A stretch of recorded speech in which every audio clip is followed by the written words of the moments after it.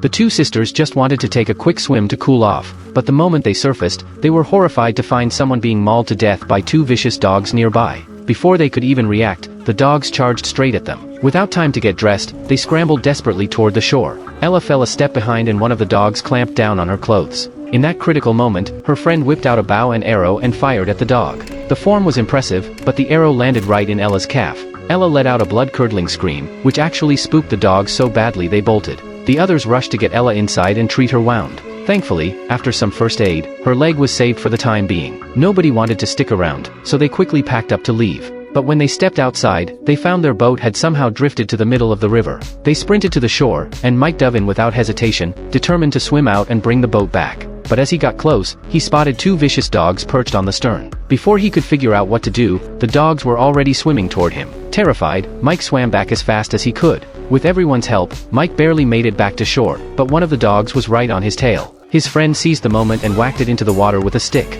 Before the other dogs could catch up, the group scrambled back inside. But it wasn't long before a pack of dogs surrounded the house, trapping them with nowhere to go. Just when things seemed hopeless, Mike remembered there was a car in the warehouse next door. They rushed up to the second floor, planning to use a rope that connected to the warehouse to climb across. Since the rope could only hold so much weight, the job fell to Ella, the lightest of the group.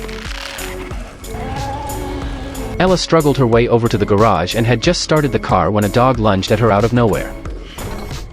Then more dogs squeezed through the gaps in the door, surrounding her completely. Ella quickly opened the sunroof and climbed onto the roof, then scrambled into the attic. But before she could catch her breath, dogs started jumping onto the car roof one after another. She had no choice but to crawl along the rafters and climb out through the skylight, only to find dogs everywhere around the house with no way out. Her friends across the way spotted her predicament and grabbed a fishing rod. They tied the fishing line to an arrow, drew the bow, and in one smooth motion sent the line right to Ella. Then they tied a rope to the other end of the line and urged her to pull it over fast. Ella grabbed the line and immediately secured the rope around her waist. But just as she finished tying it, a dog came charging at her. In that split second, she leaped up and grabbed the pulley above her. Her friends started pulling the rope together with all their might, trying to reel her in. The dogs on the ground saw what was happening and began jumping up at Ella one after another. That's when the rookie of the group drew his bow once again.